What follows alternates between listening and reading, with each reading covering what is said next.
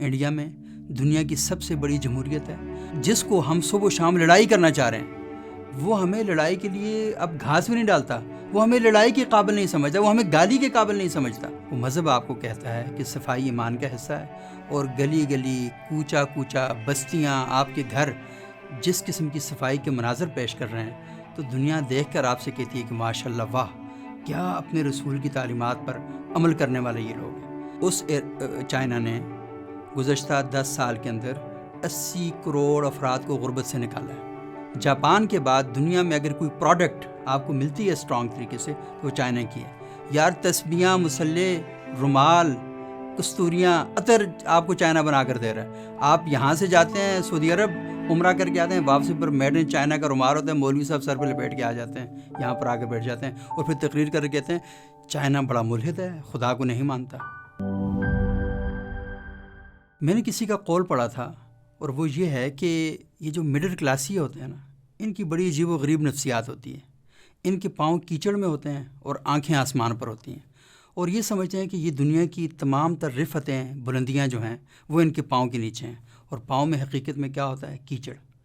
تو یہ کیچڑ میں رہ کر سوچتے کیچڑ کے بارے میں، کرتے کیچڑ کے بارے میں، اور ہمہ وقت ان کا فضول اور لا یعنی بحثوں میں گزر جاتا ہے۔ اور پھر یہ کہتے ہیں کہ دنیا ترقی کیوں نہیں کر رہی؟ دنیا ترقی کر رہی ہے، آپ ترقی نہیں کر رہے، اور آپ ترقی اس وجہ سے نہیں کر رہے کہ آپ اصل میں ترقی کرنا ہی نہیں چاہتے۔ اگر آپ ترقی کریں گے تو سب سے پہلے جس چیز کو آپ بدلیں گے وہ کیا بدلیں گے؟ اپنا ذہن بدلیں گے۔ آپ کے ذہن میں خناس چھایا ہوا ہے کہ آپ دنیا کی بہترین قوم ہیں، اور آپ کے ذہن کے اندر یہ بھی خناس ہے کہ آپ عمل کریں یا نہ کریں، لیکن کائنات کا سب سے بہترین مذہب آپ کے پاس ہے۔ وہ مذہب آپ کو کہتا ہے کہ صفائی ایمان کا حصہ ہے، اور گلی گلی، کوچا کوچا، بستیاں، آپ کے گھر جس قسم کی صفائی کے مناظر پیش کر رہے ہیں، تو دنیا دیکھ کر آپ سے کہتی ہے کہ ماشاءاللہ، واہ، کیا اپنے رسول کی تعلیمات پر عمل کرنے والے یہ لوگ ہیں۔ یہ جو کہتے ہیں نا کہ گستاخ رسول کی ایک سزا، سر تن سے جدا، سر تن سے جدا، تو میں ایک دن غور کر رہا تھا کہ گستاخ رسول کون ہے؟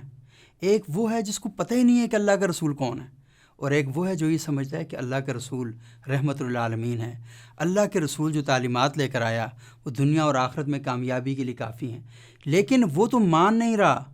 یہ مانتا ہے لیکن اپنے رسول کی بات کو نہیں مانتا۔ تو مجھے بتائیں، گستاخ رسول صحیح معنوں میں کیا ہوا؟ میں آپ سے اگر یہ کہوں کہ آپ میرے لیے پانی لے کر آئیں، آپ کہیں سر میں آپ سے بہت محبت کرتا ہوں، عشق کی انتہا کرتا ہوں، آپ کے خلاف کوئی بولا نا، میں اس کا سر تن سے جدا کر دوں گا، لیکن پانی میں آپ کے لیے نہیں لا سکتا، سوری، یہ بہت مشکل کام ہے۔ میں آپ سے کہوں میرے لیے کھانا لے کر آئیں، مجھے بھوک لگی ہے، آپ کہیں سر عشق تو میں آپ سے اتنا کرتا ہوں کہ آپ سوچ بھی نہیں سکتے، محبت سر آپ بلیو نہیں کر سکتے، جان مانگے جان حاضر کر دوں گا، خون مانگے خون حاضر کر دوں گا، سر میرے جسم سے جب بھی پسینہ بہے گا نا، وہ آپ کے لیے بہے گا، کھانا میں آپ کے لیے نہیں لا سکتا۔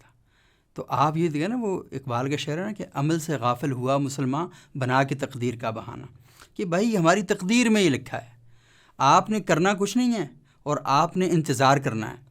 کبھی کس کا انتظار کرنا ہے؟ وہ آئے گا کہ پاکستان کے حالات ٹھیک کرے گا، وہ آئے گا آپ کے جو پرابلم ہے سارے کے سارے ختم کر دے گا۔ تو آپ نے پوری دنیا کو ایک ویٹنگ روم سمجھا ہوا ہے، اور ویٹنگ روم میں آپ بیٹھے ہوئے ہیں، جیسے ہم ویٹنگ روم میں بیٹھتے ہیں نا کہ بس آئے گی تو ہم بیٹھ کے چلے جائیں گے، ہم ویٹنگ روم میں بیٹھے ہوئے ہیں۔ کسی نے آنا ہے آ کر ہمارے مذہبی مسائل حل کرنے ہیں، کسی نے آنا ہے آ کر ہماری قومی یکجہتی اس نے آ کر پیدا کرنی ہے، کسی نے آنا ہے اس نے آ کر اسٹیبلشمنٹ کی پالیٹکس میں مداخلت ختم کر دینی ہے، کسی نے آنا ہے عدل کا نظام قائم کر لینا۔ میں نے کچھ نہیں کرنا، یہ آپ طے کر کے بیٹھے ہوئے ہیں۔ تو جب قوم ہڈ حرامی کی اس انتہا تک پہنچ جائے تو مجھے بتائیں وہ قومیں کیسے کامیاب ہو سکتی ہیں؟ ہم پاکستان میں رہتے ہیں، مسئلہ یہ نہیں ہے کہ یہاں جو سسٹم ہے وہ ٹھیک نہیں ہے، مسئلہ یہ ہے کہ سسٹم ڈلیور نہیں کر رہا۔ ڈلیور کیوں نہیں کر رہا؟ اس کی وجہ ہے کہ سسٹم کو چلانے والے ٹھیک نہیں ہیں۔ آپ اپنے پڑوس میں دیکھیں، ایک ملک ہے جس کا نام ہے افغانستان، آپ کے پڑوس میں ایک ملک ہے جس کا نام ہے ایران، آپ کے پڑوس میں ایک ملک ہے جس کا نام ہے چائنا، اور آپ کے پڑوس میں ایک اور ملک ہے جس کا نام ہے انڈیا۔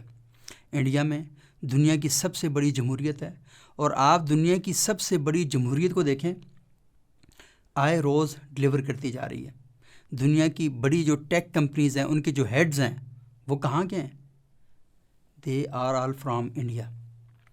تو جس کو ہم صبح و شام لڑائی کرنا چاہ رہے ہیں وہ ہمیں لڑائی کے لیے اب گھاس بھی نہیں ڈالتا، وہ ہمیں لڑائی کے قابل نہیں سمجھتا، وہ ہمیں گالی کے قابل نہیں سمجھتا، اور آپ اس کے ساتھ جنگ کرنے کے لیے ہر وقت تیار ہیں۔ وہ کہتا ہے بھائی سائڈ پہ ہو جاؤ، ہم نے کہیں اور جانا ہے، ہمارا راستہ تم نہیں ہو، تم ہمارے راستے میں اب تم مکھی کی حیثیت بھی نہیں رکھتے۔ وہ ہمیں سائڈ پہ ہو کے نکل گیا۔ دوسری طرف آپ کا ایران ہے، پاکستان میں بے شمار لوگ ہیں جو ایران کی محبت کے دم بھرتے ہیں، اور وہ یہ کہتے ہیں کہ پاکستان میں خمینی جیسا نظام ہونا چاہیے اور پاکستان میں ایران جیسا نظام ہونا چاہیے۔ اس ایران پر 3 اشروں سے پابندیاں لگی ہوئی ہیں، اقتصادی پابندیاں۔ ان اقتصادی پابندیوں نے ایرانی قوم کو اتنا مضبوط اور اتنا اسٹرانگ کر دیا کہ آپ سوچ نہیں سکتے۔ آپ نے کبھی سوچا کہ ایرانی قوم بھوکی مر رہی ہے؟ آپ نے سوچا کہ ایرانی قوم دنیا کے دروازے پر دستک دے رہی ہے اور دنیا سے جا کر یہ کہہ رہی ہے کہ خدا کے لیے ہمیں کچھ دو، ہماری ایرانی قوم بھوکی مر رہی ہے؟ کیا وہ گندم باہر سے منگواتی ہے؟ کیا وہ چینی باہر سے منگواتی ہے؟ کیا وہ طبی آلات باہر سے منگواتی ہے؟ کیا وہ اسلحہ باہر سے منگواتی ہے؟ نہیں منگواتی، اس سے آگے چلی گئی ہے۔ آگے کیا چلی گئی ہے؟ وہ کہتی ہے پاکستانیوں تمہارے پاس گیس کا بحران ہے، گیس ہم تمہیں دیتے ہیں۔ تمہارے پاس بجلی نہیں ہے، گوادر میں نہیں ہے، پنجگور میں نہیں ہے، تربت میں نہیں ہے، آدھے بلوچستان میں نہیں ہے، ہم تمہیں بجلی دیتے ہیں آدھی سے آدھی قیمت پر۔ اور اس وقت بھی آپ دیکھ لیں، آپ چلے جائیں بلوچستان کے بلوچ بیلٹ میں، وہاں پر مونگ پھلی ایران سے آ رہی ہے، لسی ایران سے آ رہی ہے، خضدار اور جو نان ہیں آپ کے نا وہ ایران سے آ رہے ہیں۔ آپ زرعی ملک ہیں ماشاءاللہ۔ تو اگر آپ کا گریبان ہو اور اس میں بٹن ہو تو خدا کے لیے ایک بار بٹن کھول کے نا اپنے گریبان میں ضرور جھانکیں کہ آپ کرنا کیا چاہ رہے ہیں۔ پھر آپ کے پڑوس میں ایک اور ملک ہے، اس کا نام ہے چائنا۔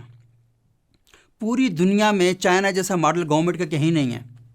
پوری دنیا کہتی ہے کہ انسانی حقوق کی خلاف ورزیاں ہو رہی ہیں، یہ ہو رہا ہے، وہ ہو رہا ہے، ایک دھما چوکڑی مچائی ہوئی ہے آپ نے پوری دنیا میں۔ اس چائنا نے گزشتہ 10 سال کے اندر 80 کروڑ افراد کو غربت سے نکالا ہے۔ اور 80 کروڑ افراد کو غربت سے کیسے نکالا چائنا نے؟ پالیسیز بنا کر، حکمت عملی بنا کر۔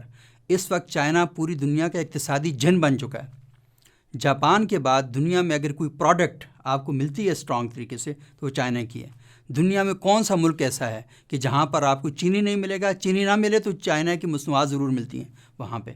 آپ جس جگہ پر بیٹھے ہیں، جس اسٹوڈیو میں، یہاں پر بھی کوئی نہ کوئی چیزیں آپ نے چائنا سے منگوا کر لگائی ہوں گی۔ یار تسبیحاں، مسلے، رومال، کستوریاں، عطر آپ کو چائنا بنا کر دے رہا ہے۔ آپ یہاں سے جاتے ہیں سعودی عرب، عمرہ کر کے آتے ہیں، واپسی پر میڈ ان چائنا کا رومال ہوتا ہے، مولوی صاحب سر پہ لپیٹ کے آ جاتے ہیں، یہاں پر آ کے بیٹھ جاتے ہیں اور پھر تقریر کر کے کہتے ہیں چائنا بڑا ملحد ہے، خدا کو نہیں مانتا۔ یہ آپ کا سسٹم ہے۔ اچھا چائنا اس کو بھی چھوڑ دیں، یہ جو افغانستان ہے، ٹھیک ہے ہمیں ان کے نظام سے اختلاف ہو سکتا ہے، انسانی حقوق کی خلاف ورزیاں بھی ہو رہی ہیں۔ بھائی صاحب 1 سال ہونے والا ہے، 1.5 سال چائنا میں، افغانستان میں طالبان کی گورنمنٹ آئی ہے۔ 1.5 سال کے اندر آپ افغانستان میں یہ تو کہہ سکتے ہیں کہ وہاں پر ایک خاموشی ہے، ایک سکوت مرگ ہے، قبرستان جیسی خاموشی ہے وہاں پہ، لیکن افغانستان کی عدالتوں نے 1.5 سال میں 27,000 کیسز جو ہیں عدالتوں کے وہ کلیئر کر دیے ہیں۔ اور آپ کے یہاں پہ ججز کبھی رات کو عدالتیں لگا لیتے ہیں، کبھی صبح عدالتیں لگا لیتے ہیں، کبھی ججز کے ڈرامے ختم نہیں ہوتے۔ یہ جج کم اور ایکٹر زیادہ ہیں۔ جن لوگوں کو فلموں میں کام کرنا چاہیے تھا وہ انصاف فراہم کرنے کے لیے بیٹھ گئے ہیں۔ اس سے تو یوکرائن کا وہ جو کامیڈین ہے وہ لاکھ درجے بہتر ہے کہ جس نے اپنی قوم کو بچانے کے لیے اور اپنی قوم کو اس نے کھڑا کر دیا کہ بھائی آپ وہ کھڑے ہو جائیں۔ پاکستان میں ہمارے جو لیڈر ہیں، معذرت کے ساتھ یہ لیڈر کم مسخرے زیادہ ہیں۔ اور پھر میں جب کہتا ہوں نا مسخرے زیادہ ہیں تو مجھے فوری طور پر یوکرائن کا پریزیڈنٹ ذہن کے اندر آتا ہے، نہیں یار مسخرے بھی ایسے نہیں ہوتے، وہ بھی تھوڑے سے بہتر ہوتے ہیں اور اپنی سوسائٹی کو، اپنے سماج کو بہتر بنانے کے لیے وہ کوشش کرتے ہیں۔ تو اس ساری صورتحال میں نے کتنی مایوسی بھری تقریر کی ہے، آپ کو بہت برا لگا ہوگا، آپ کے دماغ میں ٹینشن آئی ہوگی، لیکن مجھے بتائیں غلط میں نے کہاں کہا؟ آپ مجھے میری غلطی بتا دیں، میں دونوں ہاتھ جوڑ کر زمین پر لکیریں لگا کے آپ سے معافی مانگ لوں گا۔ اگر مجھے خدا کے لیے جھوٹا ثابت کریں، میں آپ کے منتیں کرنا چاہتا ہوں کہ مجھے غلط ثابت کر دیں، لیکن کچھ شرم بھی کر لیں، کچھ حیا بھی کر لیں، کیونکہ اگر آپ شرم اور حیا نہیں کریں گے تو IMF کے دروازے پر انڈیا نے 1 مرتبہ پیکج لیا، بنگلہ دیش نے 2 مرتبہ پیکج لیا، آپ 23ویں بار IMF کے دروازے پر سجدہ کرنے کے لیے جا رہے ہیں۔ یہ پاکستان زرعی ملک ہے، اس زرعی ملک کی عوام آٹا لینے کے لیے لائنوں میں کھڑی ہو کر مر رہی ہے. یہ پاکستان زرعی ملک ہے. چینے کے لیے ہر سال اس ملک میں بحران آ جاتا ہے. تو مجھے بتائیں یار، آپ کرنا کیا چاہتے ہیں؟ آپ دنیا کے ساتھ، اور عقل آپ میں ختم نہیں ہوتی. اس ملک کے لوگوں کی عقل ملاحظہ فرمائے نا، پتہ نہیں عقل کس بات پہ ہے. یہ جو بھیک مانگنے والا ہے اسے شرم نہیں آتی اکڑتے ہوئے. اور میں بتاؤں پاکستان میں ریئل ٹائم میں جو بھیک مانگنے والے لوگ ہیں وہ عقل کا مظاہرہ کرتے ہیں. آپ انہیں پیسے نہ دینا اور کہتے ہیں یار محنت کر کے کما لو. وہ جس طریقے سے آپ کی طرف منہ بناتا ہے ایسا لگتا ہے کہ جیسے بھائی آپ نے اس کو کھا لیا ہے کہیں. تو غیرت مند اور بغیرت، اس کے درمیان لفظ بے ہے. ایک چھوٹی سی لکیر ہے اور وہ لکیر کراس کرتے ہوئے وقت نہیں لگتا. بدقسمتی سے ہم نے 1947 میں ایک لکیر کراس کی اور پاکستان بنایا، اور دوسری لکیر ہم بہت عرصے سے کراس کر رہے ہیں اور غیرت سے بغیرتی کی طرف ہمارا سفر جو ہے وہ جاری ہے. اللہ کرے کہ آپ وہ جو سفر آپ نے غیرت سے بغیرتی کی طرف کیا ہے اسے آپ دوبارہ غیرت کی طرف لے کر آ جائیں. میرے الفاظ میں اگر کوئی آپ کو برا لگا ہو تو میں انتہائی معذرت خواہ ہوں، لیکن سچی بات یہ کہ یہ جملہ صرف آپ کا دل رکھنے کے لیے کہا ہے. آپ اس قابل نہیں ہیں کہ آپ سے معافی مانگی جا سکے.